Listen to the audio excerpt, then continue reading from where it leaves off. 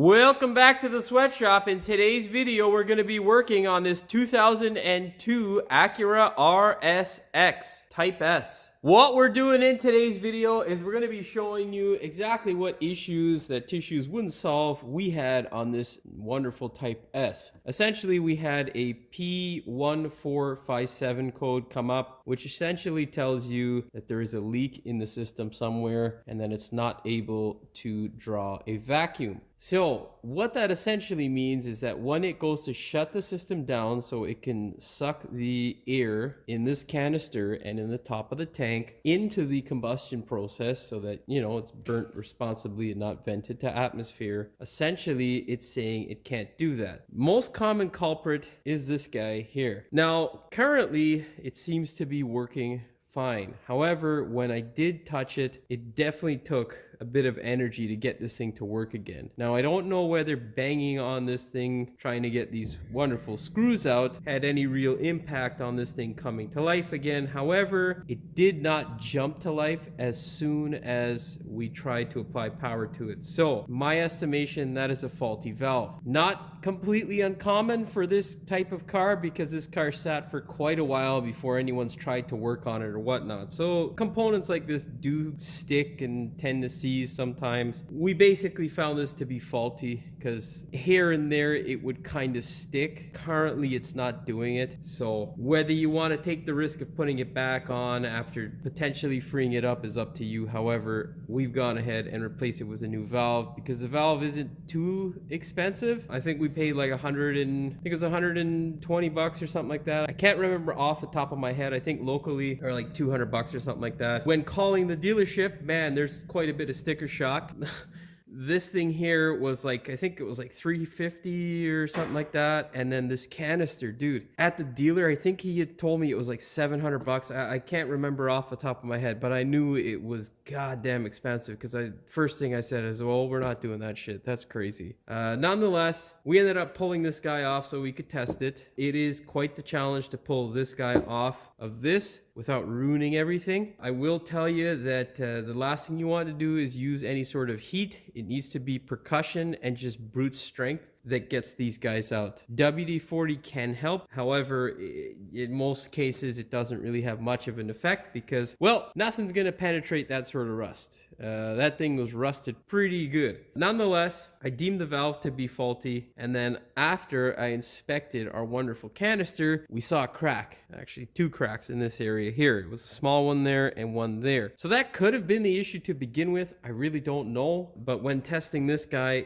it wasn't working initially when I tested it. So it took a little bit, and then when I get a vacuum seal, it seems to be good, but I did get one reading that was losing vacuum. So I don't know, maybe that was a particle of rust or something like that got stuck in there. I'm not gonna risk it. Good news. We bought a aftermarket valve, which is a standard, I think it was Standard Motorworks. You know what? Let me get the box. This guy here is Intermotor Parts, which is just a regular sort of aftermarket supplier. Now, the nice thing with some of these suppliers is you will get the original part. And in this case, we did. So instead of paying $300 or whatever dollars the dealer was trying to bust me for this thing, we got the OE part. That is the part number there, and there is, it is. That's what it is. It's Denso product that is made in Mexico. Now, it's hard to see, but it is exactly the same sticker that is on this guy here. It's a Denso product. It's also made in Mexico. So no difference in product there. So that makes me a happy camper because we're putting the OE part on. Aside from the valve, the other most common things that don't allow it to draw a vacuum would be the purge valve up in the front. That's another good one. There is another valve by the, what do you call it? There's another valve down by the canister, which I'll be able to show you. But the most common guy is this guy here. We tested it. It wasn't working properly. And then, of course, if you get any cracks, this is a JB Weld concoction.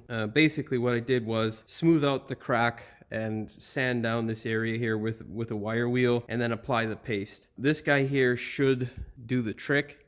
We're willing to try this because, well, this thing's $700+ and I think aftermarket had it for like $500 or $600. I don't really care to spend that kind of money on this kind of car right now. If anything, we'll be looking for a used one. But yeah. Anyhow, getting these bolts out to get those valve off, that's exactly how all the bolts look. This here came out, and I had to JB weld that guy in. JB weld will do the trick for this sort of application, unless you're a gorilla. It doesn't take much torque to torque these screws.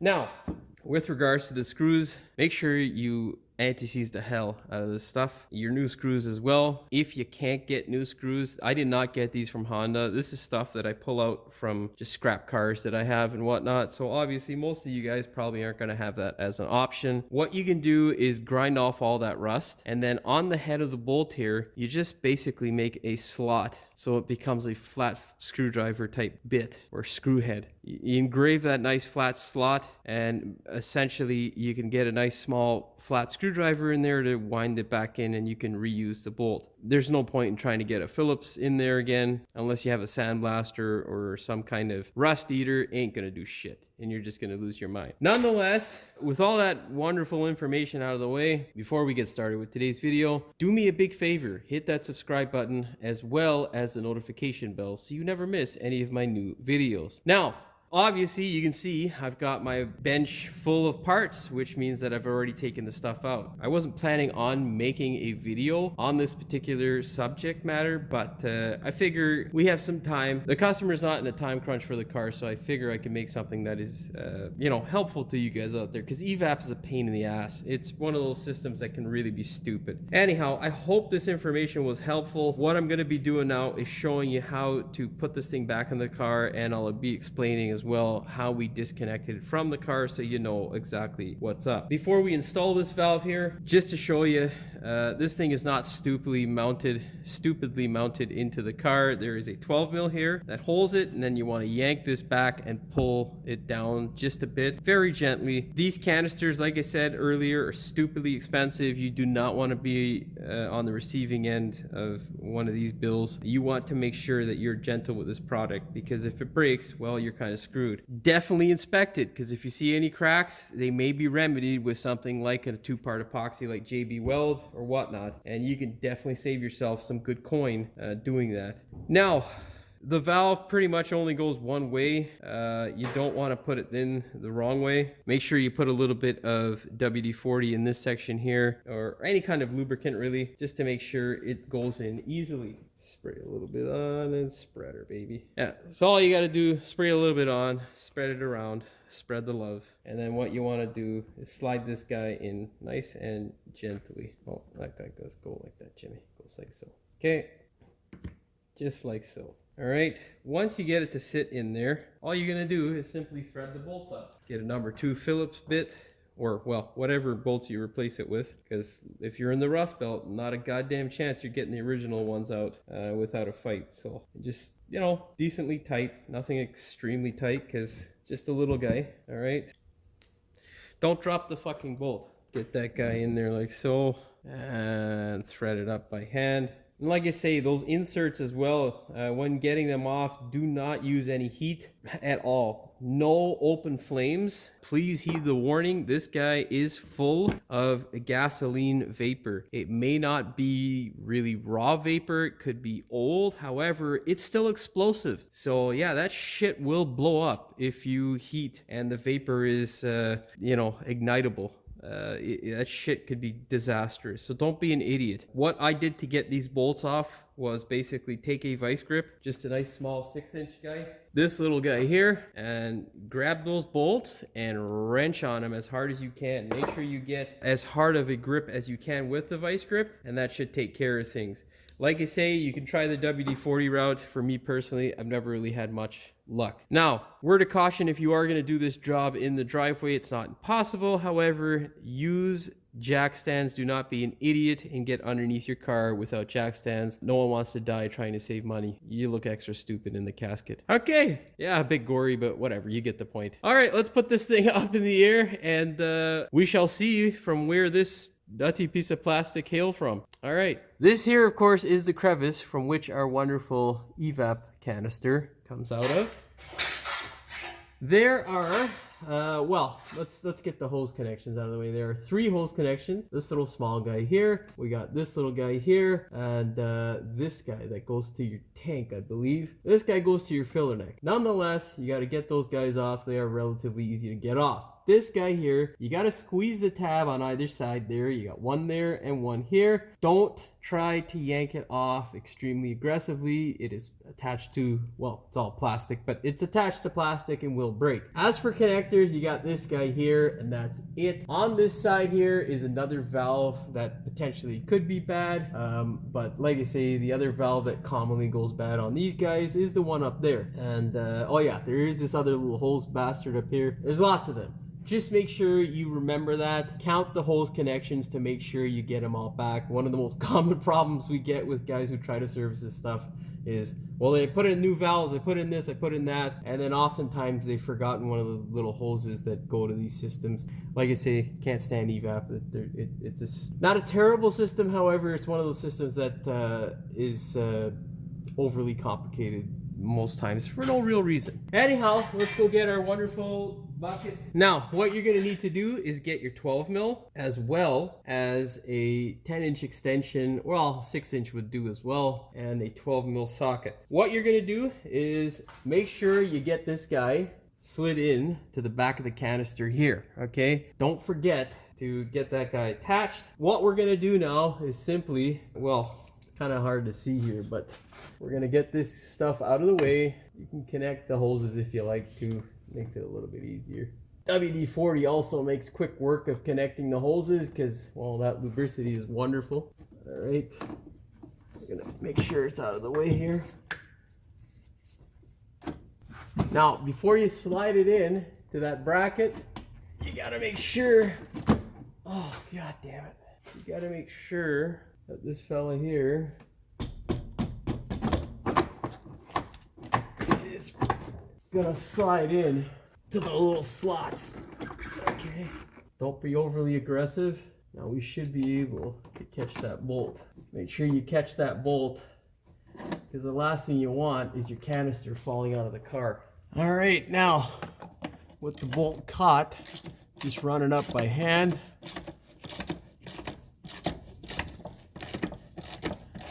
All right, nothing too tight. If you want to torque it, I'd say no more than like 13 foot-pounds or 18 newton meters. Okay, and now all we got to do is simply connect all of our wonderful hoses. Let me get you a better angle of that. Okay, so let's go ahead and get the connector in there first. All right. What the hell? Seriously? We got a little bit of a rubber booger that's in the way. I don't know if I think I put that guy in the right fucking way. Yeah, there we go. Okay. Make sure that guy clicks. And click that guy in there. And then slide our wonderful holes on. Then we got 2 hoses up in here, okay? We're not gonna do the small one just yet because I wanna try and get you in there to see the big guy. Okay, it's a really tight angle here, so I'll try my best, but essentially, you're gonna slide that guy in there very gently, and now you grab it with your hand and just wiggle it into place. Okay, also depressing the connectors can also help, and then once you feel it lock in, or you hear the click, just push up on it to make sure it's locked in place. Okay, we're good to go. And now, we can get our small little holes, this fella here, and slide it into place.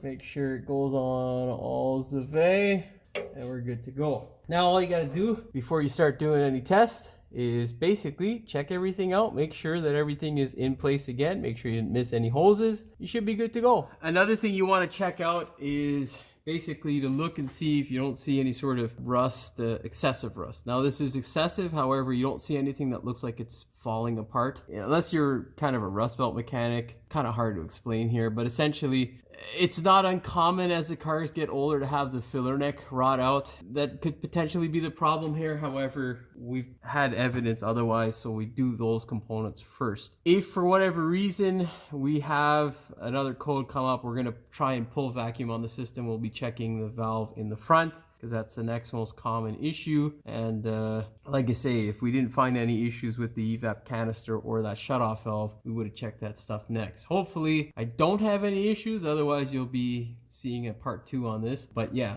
if you do, after you've completed or had these issues that I've showed you remedied, I'd look over here if you're in the rust belt. If you're not in the rust belt, it would be the valve underneath the hood that I would check next. And if that guy checks out, then I would check to see whether there is any cracking in these valves or in this portion of the system. The evap line that I know of that runs on this thing to the front, it's not a terrible piece of engineering. They coated the line and whatnot, so I don't think there's any portions on it that are exposed that rust up. However, I would definitely run a vacuum test on the line, so you'd isolate it and basically do that to make sure that you don't have a leak. But yeah, evap's one of those things where there are lots of common problems on certain vehicles and there are lots of uncommon problems on many vehicles because there's so many stupid components related to the system. Nonetheless, those are the things that I would check. Now what we're going to do is basically take my scanner out. We're going to run a test,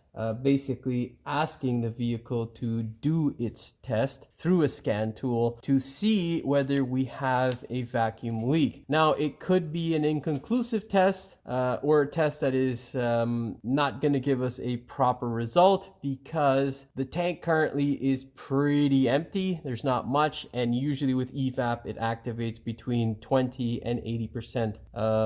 At 100% or anything above 80 usually doesn't activate on most cars, and usually on the 20% or under, it doesn't activate either on most cars. So be aware of that. You might get a false reading if you are in the same position with a scanner in order to activate the test. So don't be panicked. What I would do is wait till the vehicle gets filled up, and you know, if it's in the 20 to 80% range and it still gives you a code, then I would do further diagnosis. Okay, let's go do that test. Okay, so I wasn't able to do an automatic test or a test basically that would tell you whether the system is functioning. Basically what I can do is turn the valves on and they all are clicking. Of course, I haven't done a vacuum test, so I don't know whether that is functioning properly or not, but at least I know all the valves are clicking and doing what they should be doing. Nonetheless, currently there are no store codes or anything like that after clearing them and then running it for a bit. So I don't think we have any issues. So I'm going to call this thing fixed for now. But of course, I'll keep you guys up to date if there are any issues, and you'll see a part 2. That being said,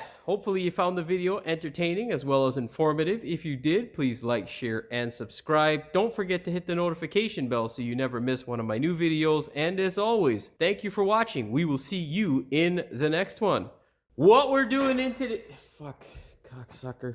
Quite a while before we actually, this thing sat for, can't remember off the top of my so it's not standard. My air intake valve was standard. This guy is intermobile parts, or you can't fuck the word out right on camera, Jimmy. Now you look like a retard. Man. Nothing's wrong with my brain in the morning. I wasn't planning on taking some extra time. The customer's not in a time crunch for the car, so we can make some video that...